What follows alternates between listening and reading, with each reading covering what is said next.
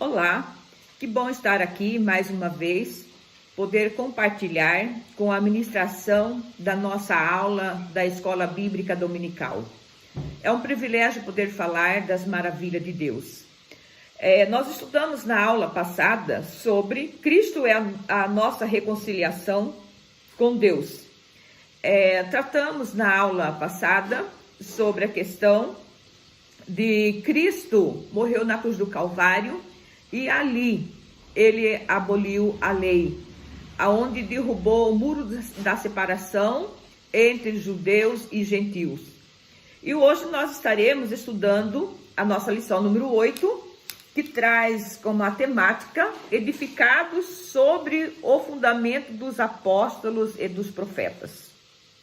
Nós temos o nosso texto áureo, que está em Efésios, capítulo 2, o verso 20, que diz o seguinte: edificados sobre o fundamento dos apóstolos e dos profetas, de que Jesus Cristo é a principal pedra de esquina. A verdade prática, Jesus Cristo é a pedra basilar da igreja, que está edificada por meio dos ensinamentos dos apóstolos e dos testemunhos dos profetas. Nós temos aqui a nossa lição bíblica dominical fundamentada na leitura bíblica, que está em Efésios capítulo 2, dos versos 20 ao 22, e também em Mateus 7, 24 a 27. Nós perguntamos, o nosso texto traz edificados sobre o fundamento dos apóstolos e dos profetas. E perguntamos o que é fundamentos, Fala que está edificado nos fundamentos dos apóstolos e dos profetas. E perguntamos o que é fundamentos.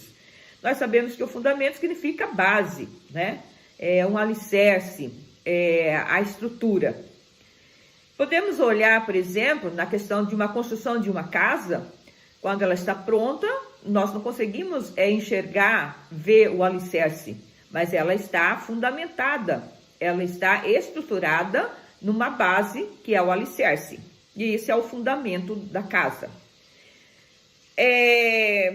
Cabe destacar que nessa lição, ela trata-se da Igreja de Cristo Jesus, e percebe-se que neste caso, o apóstolo Paulo, ele não está fazendo alusão da questão do templo local, construído, mas ele refere realmente ao edifício espiritual.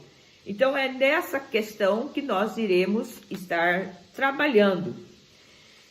Percebemos que essa lição, ela perfaz de um modo claro e objetivo, demonstrando a aproximação, a proximidade entre Deus e o homem, e que Deus habita em nós, Somos templo do Espírito Santo. Deus habita em nós. E nós somos morada de Deus, porque Deus habita em nossa vida, em nosso coração. É preciso lembrar que essa lição, ela traz também a conscientização da importância da nossa responsabilidade como enviados de Deus. No que tange a anunciar as boas novas de salvação, anunciar o reino de Deus, as maravilhas do Senhor. Bendito é o nome do Senhor Jesus Cristo. Vale ressaltar que, como Deus habita em nós, necessitamos de estarmos cheios da presença do Espírito Santo de Deus, para que, através de nós, manifesta a graça de Deus, a misericórdia de Deus na vida das pessoas. Que quando nós formos falar dessas boas novas, das maravilhas de Deus, possa manifestar o poder de salvação, o poder da libertação, o poder da cura na vida das pessoas. Então é necessário nós entendermos dessa responsabilidade que nós temos ao levar as boas novas aos pecadores, às pessoas. É preciso compreender que a igreja não está edificado sobre qualquer homem, mas está edificada sobre o próprio Jesus. Jesus é a pedra angular, Jesus é a pedra de esquina. Por que a igreja de Cristo, ela não poderia ser fundamentada em algum homem? Por quê? Deus é conhecedor de todas as coisas e Ele sabe que o homem é incapaz, imperfeito e é vulnerável e é cheio de fraqueza e que poderia ter muitas falhas e também ser suscetíveis à queda. Então não existe nenhum outro fundamento que possa dar um meio, um mecanismo para a salvação. O único caminho é Cristo, o único caminho é Jesus. 1 Coríntios 3,11 diz assim, Paulo diz, ninguém pode lançar outro fundamento, porque ninguém pode pôr outro fundamento além do que já está posto, o qual é Jesus Cristo. Então não existe aí uma possibilidade de alguém dizer, não, eu criei uma lei, né? Através dessa lei eu vou conseguir chegar ao Pai, né? Não existe um mecanismo, não existe uma religião, não existe uma outra possibilidade de levar o homem a Deus. É só através do intermédio de Jesus Cristo. Cristo formou a igreja por meio da reconciliação efetiva na cruz do Calvário. Está em Efésios, capítulo 2, versos 13 a 19. Nós podemos observar que nós estudamos na aula passada, né? No verso 13, que diz, mas agora, em Cristo Jesus, vós que antes estáveis longe, já pelo sangue de Cristo chegaste perto. Então, nós estamos pertinho de Jesus através da obra do Calvário. Aleluia. Um edifício espiritual, o santuário do judeu. Nós falamos na aula passada já sobre o exclusivismo, né? Dos judeus, onde falamos que os judeus eles não consideravam os gentios, eles acreditavam que os judeus, somente eles poderiam ser salvos, porque eles estavam impregnados na lei, né, na lei mosaica. E como os gentios não estavam sobre a lei, eles acreditavam que os gentios não tinham salvação. E com isso, nós podemos observar a ponto que chega deles serem assim um povo obcecado pela lei, que podemos observar que o próprio apóstolo Paulo, ele foi caluniado e apontado como que se tivesse deixado alguém introduzir no templo pessoas estranhas, ou seria o grego. E com isso, nós sabemos que o Paulo ele foi preso por esse ato. Mas, na realidade, observamos que o próprio Paulo, ele era o guardião da lei. Ele entendia da lei, ele era conhecedor da lei. Então, em posse nenhuma, ele ia afrontar a própria lei dos judeus, né? Então, não cabia. Mas, mesmo assim, por essa razão, por esse motivo, ele foi preso, né? Mas, nós podemos observar, lá em Efésios, capítulo 2, versos 2 a 19, que diz assim, porque por eles ambos temos acesso ao Pai em um mesmo Espírito. Assim que já não sois estrangeiros, nem forasteiros, mas concidadãos dos santos e da família de Deus. Então agora não existe mais essa parede. Nós não somos mais estrangeiros e forasteiros. Nós agora somos um povo de Deus, né? Nota-se que o templo judaico hoje ele perde a relevância a partir da obra redentora da cruz do Calvário, porque Jesus fez uma aliança entre o homem e Deus. Então hoje nós não precisamos do tabernáculo, porque Jesus habita em nossas vidas, Jesus habita em nosso coração. E cada um de nós somos templos e morada do Espírito Santo. O santuário cristão. No Antigo Testamento, Deus ele habitou nos tabernáculos e no templo. Mas no Novo Testamento, habita o quê? Em nós, por meio do Espírito Santo de Deus. Os crentes são comparados como um edifício espiritual. Nós somos comparados como edifício espiritual, onde Cristo Jesus é a pedra principal. Esse edifício espiritual requer uma vida interior nossa, de uma espiritualidade profunda com Deus, de um compromisso com Deus, essa aliança, porque Cristo habita em nossa vida. Paulo escreveu em Romanos 12, verso 2: E não sede conformados com este mundo, mas sede transformado pela renovação do vosso entendimento, para que experimenteis qual seja a boa, agradável e perfeita vontade de Deus. Vejamos nesse caso que aqui o apóstolo Paulo, ele está nos exortando a não conformar com as coisas deste mundo, porque nós somos templo do Espírito Santo, somos um povo separados. Em Atos 7,48, diz assim: mas o Altíssimo não habita em templos feitos por mão de homem, como diz o profeta. Então hoje, Deus, ele habita em nosso ser, em nossa vida. Vê-se que a igreja está fundamentada em Cristo Jesus.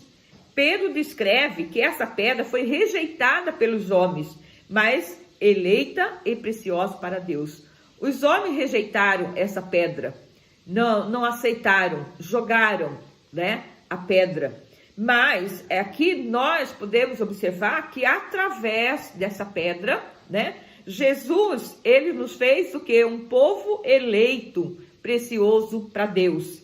O apóstolo Paulo escreve aos Efésios, demonstrando que uma construção tinha uma pedra especial, uma pedra principal, e essa pedra era uma pedra angular. Quando nós falamos dessa pedra angular, nós sabemos que essa pedra angular, ela é uma pedra diferente de outras pedras. Não existe uma pedra igual à pedra angular, ela é diferente. E os judeus entenderam na época, quando Jesus se referia a essa pedra angular, a pedra de esquina. Eles entenderam que não há outro caminho, que somente Jesus era o caminho, que Jesus era essa pedra angular, Jesus é o caminho, Jesus é a salvação. Não existia outro caminho para conduzir o homem ao Pai, o homem a Deus. Jesus era o caminho. Podemos observar que essa pedra, ela sustentava a base da construção. Ela era encaixada. E quando ela era encaixada, ela dava sustentabilidade. Ela segurava o peso, tanto de cima como da parte de baixo. Então, ela aguentava toda a pressão, né? Todo o peso. E ela conseguia alinhar a construção de modo que as paredes que seriam levantadas, elas seriam também alinhadas. Então, nós podemos observar que Jesus aqui é comparado em nossa vida como essa pedra angular. Se ele está na nossa vida, se nós estamos construindo a nossa vida em Cristo Jesus, a nossa vida será diferente. A nossa vida haverá confiança, a nossa vida terá paz, alegria, porque Jesus é a alegria, Jesus é a paz, Jesus é a nossa esperança. E aí está a diferença daqueles que aceitam a Cristo como Salvador e constrói a sua vida espiritual a partir do início em Cristo, fundamentado na palavra de Deus. Porque a palavra de Deus é o nosso fundamento e nós precisamos estarmos fundamentados, alicerçados e estruturados na palavra de Deus. E podemos observar que essa pedra, quando ela é colocada na construção, ela é alinhada e é colocada uma pedra após outra, de modo que ela vem dar sustentabilidade na construção. É interessante nós entendermos que Jesus é a pedra por excelência. Nós somos pedras lapidadas para fazermos parte desse grande edifício. Nós fazemos parte dessa pedra. Nesse sentido, a Igreja de Jesus Cristo compara-se com um edifício em construção. Ela não está pronta. Ela só chegará ao ponto final com o arrebatamento da igreja. Então, nós estamos no processo de aperfeiçoamento. Observa-se que nenhum apóstolo, como Tiago, Pedro e João, fundamentaram seus ensinos e testemunhos em seus próprios fundamentos. Porque eles buscavam de Deus, eles buscavam na palavra os ensinamentos, as doutrinas. Então, os apóstolos, eles tinham essa orientação, esse norte, porque eles recebiam a mensagem diretamente de Deus. Então, eles buscavam, eles não criavam a partir do seu princípio próprio, o que eles achavam, mas eles buscavam de Deus a orientação, né, do ensino e das doutrinas básicas fundamentadas na palavra de Deus. E evidentemente, eles buscavam as revelações da parte de Deus na Bíblia Sagrada. Então, escreveram os princípios básicos e normatizou de como que a igreja primitiva deveria se comportar, andar, proceder. E a igreja primitiva, ela foi mantida nesses ensinamentos dos apóstolos, pelos testemunhos dos apóstolos. Então, isso aqui serve para nós nos nossos dias de hoje. Vê-se que, a partir que a palavra foi recebida a eles escreveram os princípios baseados na igreja, em que Cristo Jesus é o fundamento, em que Cristo Jesus é a pedra angular. O ensino apostólico lembra Salomão quando este reconheceu que o templo de Jerusalém não poderia conter a presença de Deus. 1 Reis 8, 27. Então, a presença de Deus, ela está em nossa vida, ela está dentro de nós. O verso 27 diz assim: mas na verdade, habitaria Deus na terra? Eis que os céus e até os céus dos céus não te poderiam conter, quanto menos esta casa que eu tenho edificado. Evidentemente, reafirma a instrução de Estevão, em que o Altíssimo não habita em templos feitos por mãos de homens. Atos, capítulo 7, verso 48 e capítulo 17, 24. No Antigo Testamento, o sacerdócio era restrito a uma minoria qualificada. Eles tinham como tarefa de desempenhar os sacrifícios em favor do povo. Então, é eles que colocavam diante de Deus para interceder a Deus em favor do povo. Ele se envolvia com os problemas do povo, né, com as dificuldades, com os pecados da nação, e ia apresentar diante de Deus. Então, o sacerdócio, neste caso, eles eram que faziam o intermédio entre o povo e Deus. Ele buscava Deus em relação das necessidades do povo, dos pecados, dos problemas, para que Deus pudesse entrar com providência de perdão dos pecados, das resoluções dos problemas. Então, nós podemos observar que nesse momento do Antigo Testamento, o sacerdócio, ele tinha uma atividade de interceder pelo povo, né?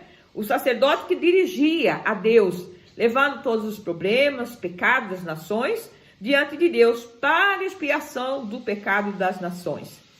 O povo tinha um representante, um referencial, e diante disso, Deus dava os ensinamentos, as diretrizes de como o povo precisava caminhar, como o povo precisava seguir dentro das verdades e dentro das leis. Evidentemente, hoje nós somos sacerdócios vestidos de autoridade, poder, para cumprir o ídolo do Senhor Jesus Cristo. O apóstolo Paulo diz que nele, em Jesus, né? Nele, em Jesus. Então, nós estamos nele. Se Cristo habita em nós, nós somos eleitos e sacerdotes reais. Somos pedras vivas em um edifício espiritual. Estamos em processo de construção, caminhando cada dia para a perfeição em Cristo Jesus.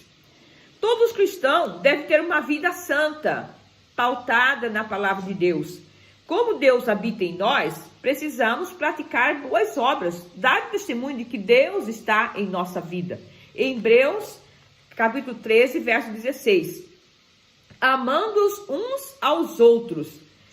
Vejamos, o apóstolo Paulo, ele nos exorta a amar um aos outros e termos solicitude com o nosso próximo.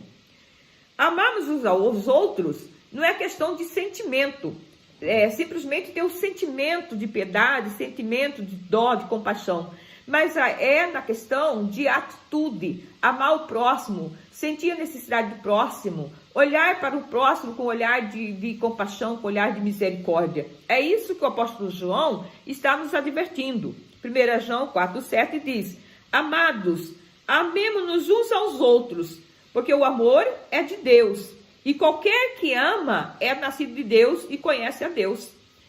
Veja bem, Se Deus é amor e se Deus está em nós, então nós precisamos ter este dom, o dom do amor, porque a natureza de Deus é amor. Então, se Jesus está em nós, nós precisamos ter esse amor ao próximo. Evidentemente, o amor seja um aspecto do fruto do Espírito Santo. Lá em Gálatas 5, 22 e 23, relata a questão do fruto do Espírito Santo, né? A bondade, a misericórdia, a longanimidade, a paz, a alegria. Ali está implícito, né, esse grande amor de Deus, na qual ele está colocando, né, o apóstolo João está nos exortando que nós precisamos dar esse testemunho do nosso amor ao próximo, né? Salienta-se que o apóstolo João não está simplesmente referindo somente no que tange o sentimento da boa vontade, mas ele perfaz aqui com clareza a disposição decisiva de colocar em prática, em ação, ajudar as pessoas nas suas necessidades. A fim de elucidar, o apóstolo João nos admoesta a praticar o amor por algumas razões. Porque a natureza de Cristo, a natureza de Jesus, é amor. Porque ele próprio nos amou primeiro antes mesmo de nós conhecermos a Cristo, de nós amarmos a Deus. Ele, como prova de que nos amou, ele entregou o seu próprio Filho a nós. Né? Então, essas são as razões de que nós precisamos realmente desenvolver esse amor que Deus tem pela humanidade. E uma vez que Deus mora em nós, nós somos a habitação de Cristo, ele mora em nós, então nós temos que manifestar em nós esse amor, essa misericórdia, essa compaixão para com próximos. Em 1 Coríntios 3,16, diz assim: não sabeis vós que sois o templo de Deus e o Espírito de Deus habita em vós? Então nós somos templo de Deus e o Espírito de Deus habita em nós. Então nós sabemos que ele habita em nós. Então é necessário que nós tenhamos cuidados de manifestar essa grandiosidade de Deus em nossas vidas, né, através das nossas atitudes. A pedra angular. A pedra angular era a pedra fundamental utilizada nas antigas construções.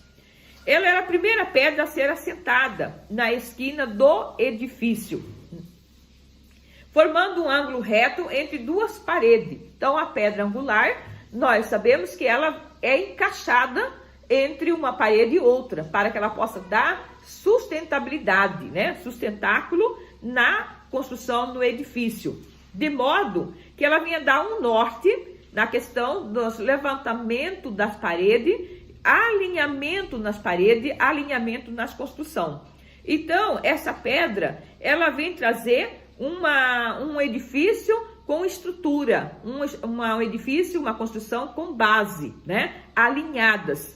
Então, a partir dessa pedra angular, eram definidas as colocações de outras pedras, alinhando toda a construção.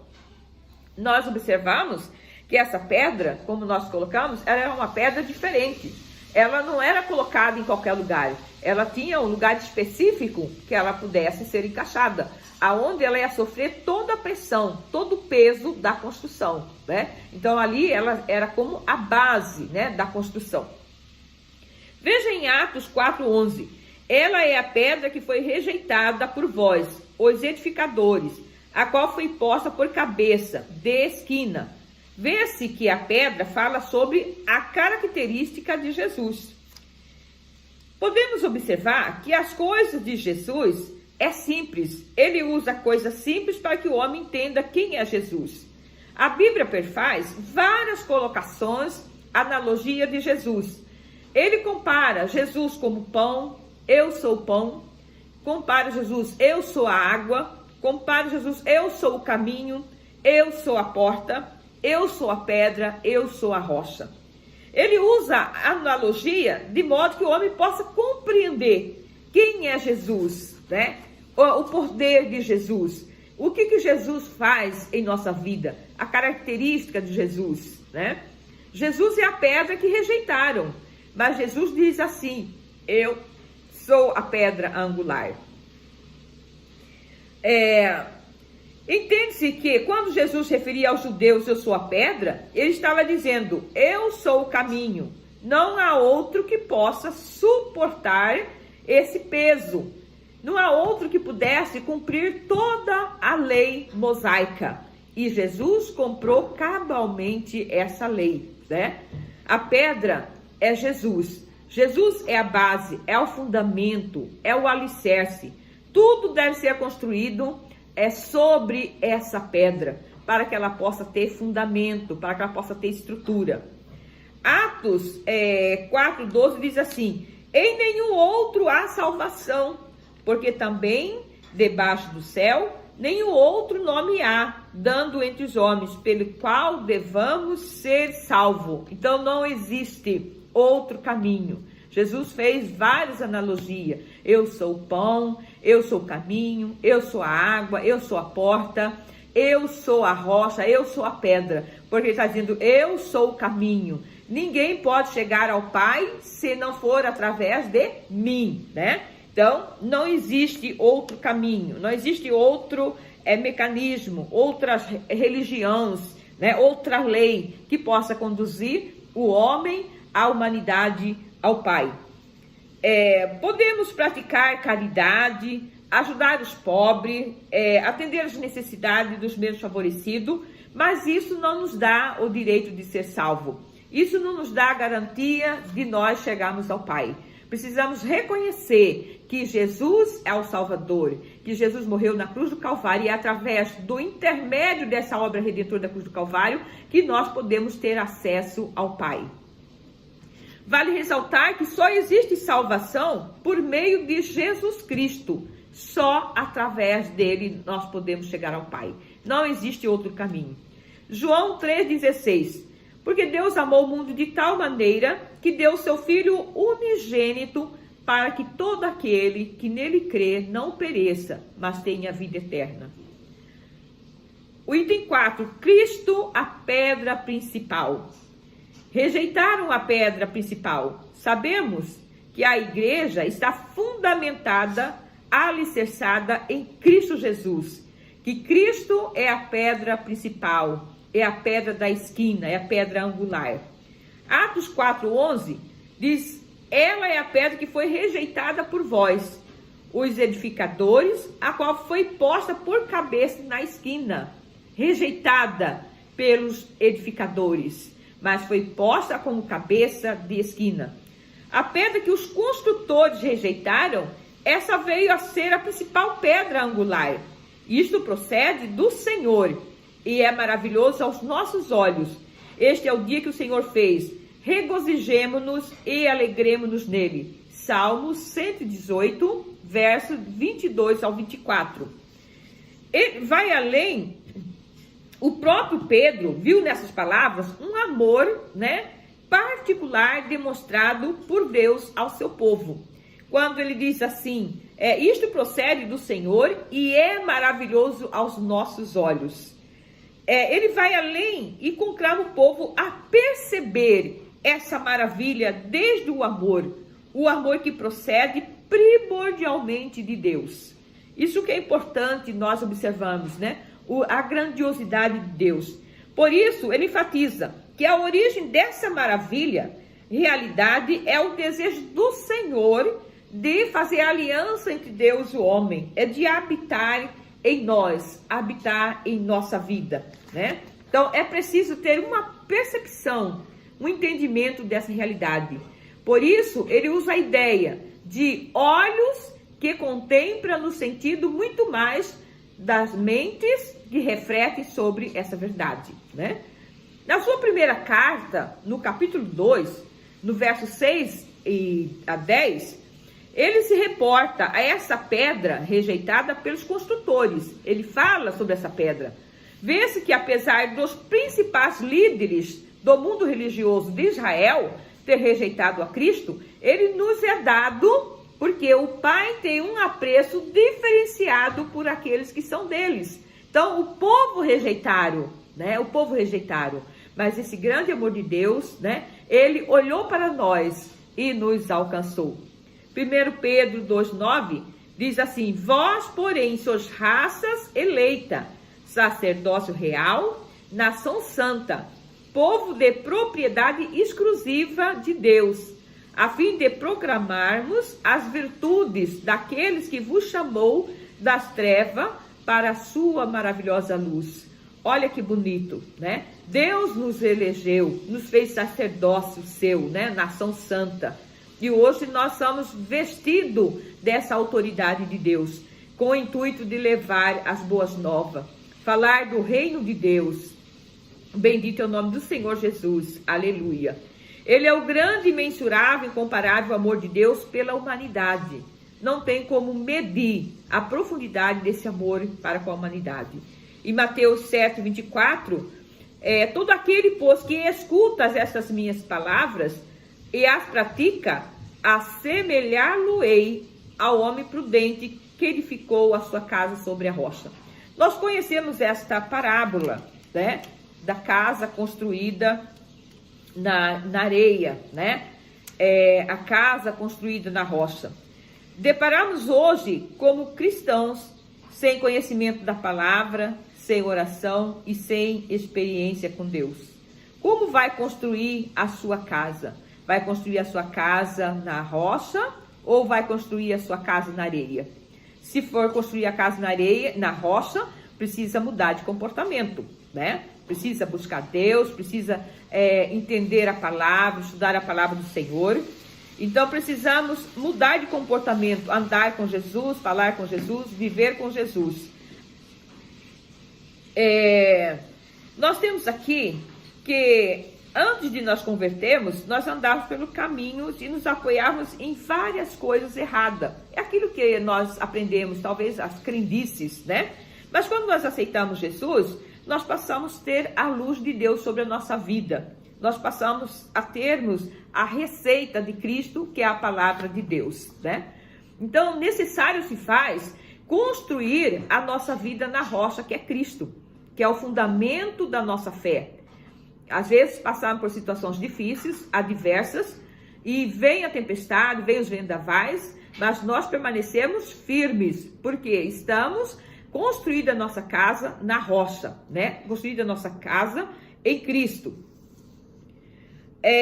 Existem pessoas que não sabem lidar com as circunstâncias, com os problemas, as percas, mas Cristo é o nosso baluarte, Cristo é o nosso porto seguro, né?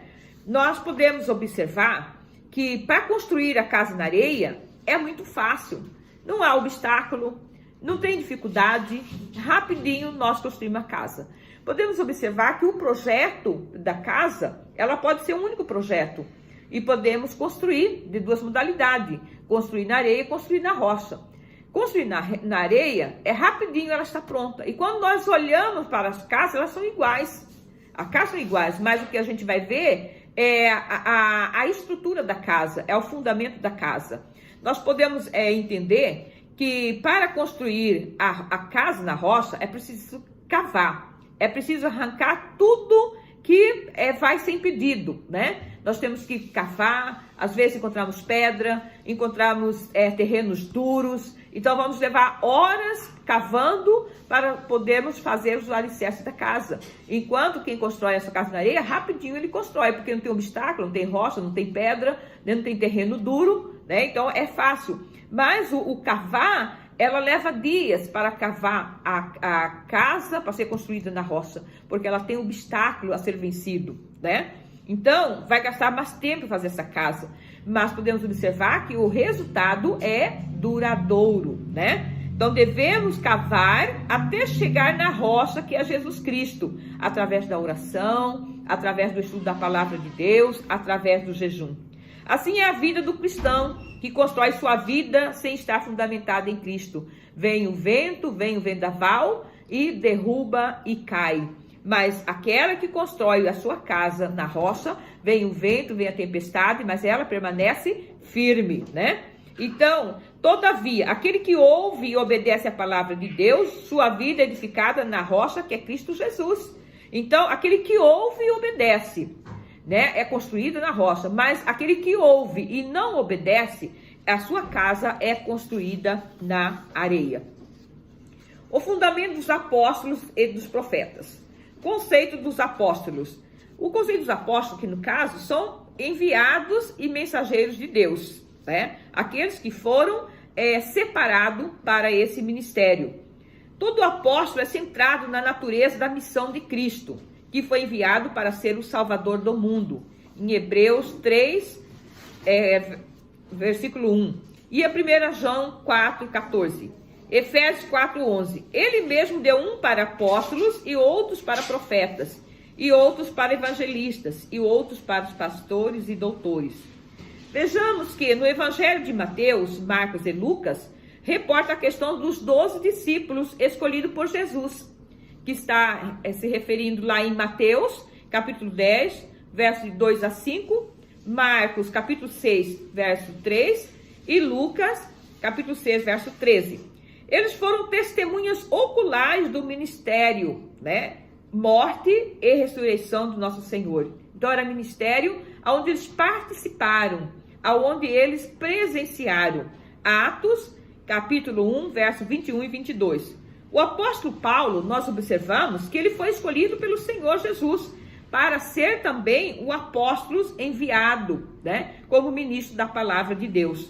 Com o compromisso de ministrar na igreja.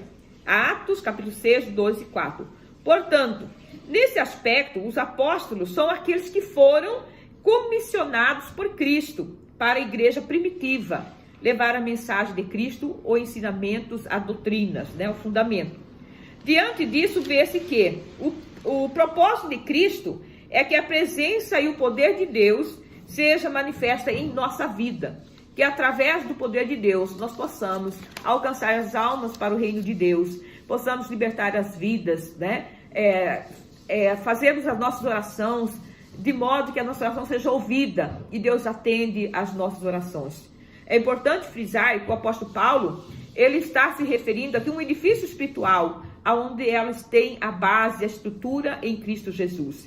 Cristo é o nosso fundamento, necessita de alicerce, necessita de base, de estrutura espiritual. E precisamos estarmos alinhados na palavra de Deus, centrado, ajustado em Deus. A doutrina dos apóstolos. A doutrina dos apóstolos, nós entendemos que os apóstolos, eles não escreveram, não fizeram esses ensinamentos por princípios próprios, achando que partiu da parte deles. Não, mas eles buscavam de Deus as orientações na palavra do Senhor e eles recebiam a revelação de Deus para que pudessem ensinar o povo como conduzir o povo. Vê-se que os discípulos, eles viviam com Jesus, eles andavam com Jesus, caminhavam com Jesus. E a Bíblia diz que eles passaram aproximadamente 3 anos e meio com Jesus, aprendendo com Jesus. E a partir daí, Jesus enviou para que eles pudessem anunciar as boas novas. Nós podemos ver lá em Mateus, capítulo 21, versos 42 e 44. Mateus 24, 35. Disse Jesus, o céu e a terra passarão, mas as minhas palavras não hão de passar. Esse ensinamento não pode ser violados, não pode ser alterados, mudados. Nós podemos ver lá em Gálatas 1:8, o apóstolo Paulo escreve, mas ainda que nós mesmos, ou um anjo do céu, vos anuncie outro evangelho, além do que já vos tenho anunciado, seja anátema. Então nós precisamos ter fundamentação na palavra de Deus, conhecer a palavra de Deus, que ainda que surja um outro evangelho, que apareça um anjo, né, e venha anunciar um outro evangelho, nós podemos acreditar e crer que o evangelho não pode mudar. Os fundamentos são absolutos. Não varia com o tempo, não se adapta com as situações ou necessidades pessoais. A revelação dos apóstolos, conforme temos no Novo Testamento, nunca poderá ser substituída ou anulada por revelação, testemunho ou profecia posterior. Atos, capítulo 20, verso 27 e 31. 1 Timóteo, capítulo 6, verso 20. Cabe destacar que os profetas do Novo Testamento receberam a revelação através do Espírito Santo, no que trata os ministérios divinos na qual estavam oculta. Desse modo, a palavra profeta é originada do grego, né? Aquele que fala o que irá acontecer no futuro, aquele que está por vir, é como um porta-voz de Deus. Conforme vemos em Atos, capítulo 11, versos 27 e 30, Ana profetizava, era uma profetisa, o filho de Felipe, Zacarias, lá em Lucas 2,36, Atos 21, 9. O dom de profecia é importante na igreja. Ela serve para exortar, para consolar, mas, infelizmente, nos dias atuais, essa posição, essa situação estão equivocadas. Existem pessoas que ela utiliza desse dom recebido, dessa graça recebida de Deus, para comercializar, para viver do seu sustento. Então, ela passa a forjar algumas profecias, aquilo que ela acha que vai agradar as pessoas. Então, precisamos ter muito cuidado com essa questão da profecia, porque hoje nas nossas igrejas, nos nossos dias atuais, quase não se vê mais profecia sobre exortação, profecia exortando o pecado, mas sim aquela que ela vem massagear o ego, aquela que vem fazer promessas de que a pessoa vai prosperar, vai crescer. Então está sendo vendida e comercializada, infelizmente. Edificados para a morada de Deus. Edifício bem ajustado e balizado, fundamentado nos ensinos estabelecido pela palavra de Deus. Somos habitação de Deus através do Espírito Santo. O edifício deve ser bem alicerçado, alinhado, estruturado, ajustado em Cristo. Está em harmonia, sintonia, em paz, sem competitividade, sem concorrência. Às vezes, dentro da própria nossa igreja, existe o quê? Pessoas concorrendo, um ministério com o outro, um dom com o outro, né? Quem prega mais bonito, quem canta mais bonito, e entra aí uma vaidade, uma competitividade.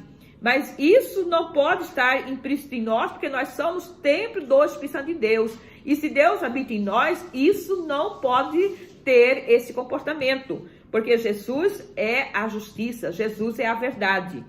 Tendo como objetivo principal anunciar as boas novas de salvação. Somos comparados com as pedras vivas e precisamos estar bem ajustada nesse corpo espiritual, procurando aperfeiçoar em Cristo Jesus cada dia mais. Em 1 Coríntios, capítulo 13, 11, diz assim: quando eu era menino, falava como menino, sentia como menino, discorria como menino, mas logo que cheguei a ser homem, acabei com as coisas de menino. Então, a Bíblia diz que nós precisamos crescer no conhecimento e na graça. Então, aqui ele deixou de fazer as coisas que ele fazia com menino. E agora ele passou a fazer as coisas com mais maturidade, com mais conhecimento, né? Precisamos dar testemunho de Cristo, Jesus em nossas vidas. Se ele habita em nós, temos fruto, que é o fruto do Espírito Santo, que está lá em Gálatas. Se não formos capazes de dar bons frutos, nós não temos Deus em nossa vida, porque Jesus não habita em templo sujo, né? Necessitamos viver de acordo com a palavra de Deus, os ensinamentos dos apóstolos, pois Deus nos faz morada e templo do Espírito Santo de Deus. Deus habita em nós. Pois todo crente bem ajustado torna-se templo do Espírito Santo do Senhor. Efésios 2, 21. Templo santo do Senhor. A palavra aqui usada para o templo é o vocabulário nun, que significa recinto interior, o lugar santíssimo. Podemos observar que o sumo sacerdote, ele entrava uma vez por ano no tabernáculo para clamar, para apresentar as suas necessidades, né, a sua intercessão diante de Deus em favor do povo. Mas hoje nós temos o livre acesso, né, de Deus, de abrir a nossa boca, falar com Deus, orar, clamar a Ele, porque Jesus nos deu o livre acesso de nós buscarmos a Ele. A morada do Altíssimo. Tornamos o templo do Espírito Santo do Senhor. Está em Efésios 2, 21. Efésios 2, 22. Deus habita em nós por meio do seu Espírito. Hoje temos acesso livre diante da presença de Deus. Ele reside individualmente dentro de nós, de cada cristão. A igreja formada por judeus e gentios. Nós vimos lá em João 14, 23 e 1 Coríntios 3,16. É uma lição maravilhosa que nos traz aí um conhecimento sobre realmente a nossa vida construída em Deus, fundamentada na palavra de Deus. Então precisamos estudar mais a palavra, aprender mais de Deus e colocar em prática a nossa vida, porque a pessoa que aceita Cristo como Salvador e fundamenta a sua vida, desenvolve a sua vida espiritual em Cristo, ela tem realmente uma estrutura, ela tem realmente condição de superar as diversidades da vida. Eu agradeço por este momento maravilhoso, por esta aula, e desejo uma boa tarde a todos, e a todos aqueles que vão ter acesso a esse canal, que possam aproveitar o máximo dessa aula da Palavra de Deus. Muito obrigada.